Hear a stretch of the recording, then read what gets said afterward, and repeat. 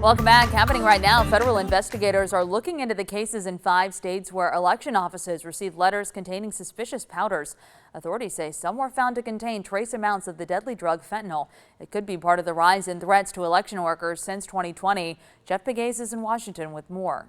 Some people like to call fentanyl a drug, but it's actually poison. A source familiar with the investigation tells CBS News there are more than a dozen letters being looked at, addressed to election officials in Washington State, Oregon, California, Nevada, and Georgia that may have been mailed from the Pacific Northwest. Initial tests show that some of the letters contain trace amounts of fentanyl, but more definitive tests are ongoing. One of the letters containing fentanyl was intended for an elections office in Fulton County, Georgia. Georgia's Secretary of State Brad Raffensperger knows firsthand how dangerous the drug is. We lost our son 5.5 years ago due to a fentanyl overdose. We know how deadly this stuff is.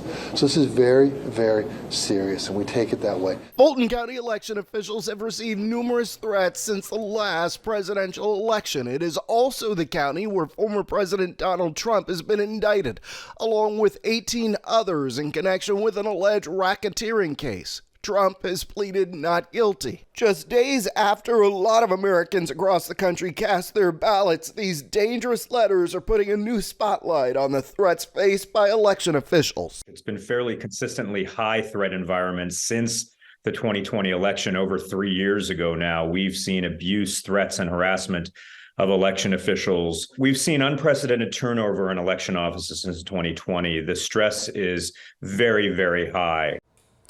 A Georgia election official, Gabe Sterling, says Fulton County election officials will now receive Narcan and training on how to deal with a suspicious substance if they come into contact with it.